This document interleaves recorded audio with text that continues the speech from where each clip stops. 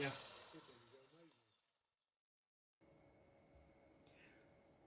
So again, while we've got the loco on its side, let's have a look at general lubrication that you also have to do before the start of your session to keep everything lubricated. Very important with a steam locomotive.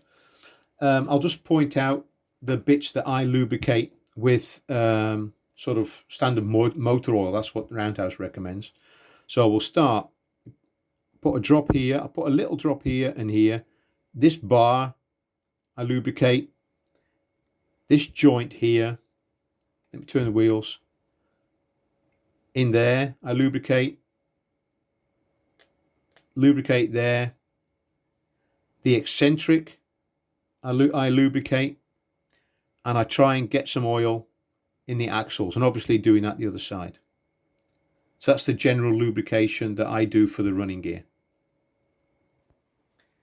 I mentioned at the start of video that when it was bought, it was manual control, and I actually used it in manual control for a while.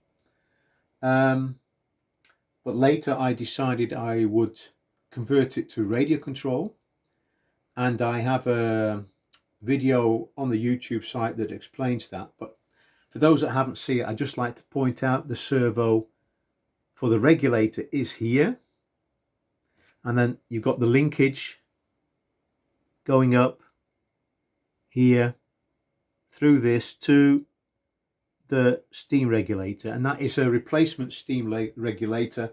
You can't use the manual locomotive steam regulator. And what happens is you contact Roundhouse and say, hey, have you got a conversion kit for a Bertie? And they say yeah, and they send you all the bits that you need, all the hardware, except the radio control gear. So you get everything except the servo. So what about the rest of the radio control gear? We need to put batteries somewhere to power the thing, and obviously we need a receiver to put on the locomotive. And the roof is fixed, you can't take that off.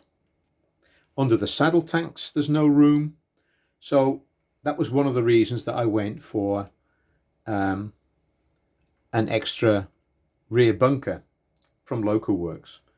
Now this coal, and it is real coal, I made this sort of insert myself to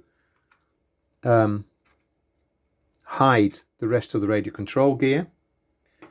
And what we have here is a Locoworks receiver in there, and here we have a holder for 3 AAA rechargeable batteries, and that is more than enough to power this radio control gear on this locomotive for a number of runs in a session, no problem at all.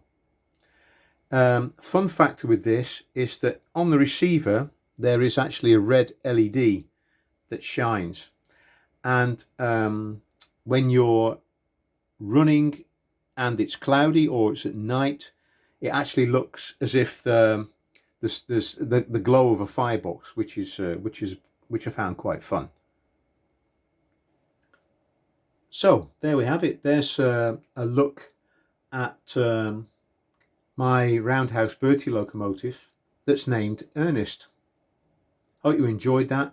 I'll finish off with some clips of it steaming, of course, and the next video that I've got lined up in this little series is about the locomotive called Reginald, and as you might have guessed, that was my other granddad. So I hope you enjoyed the video, and until next time.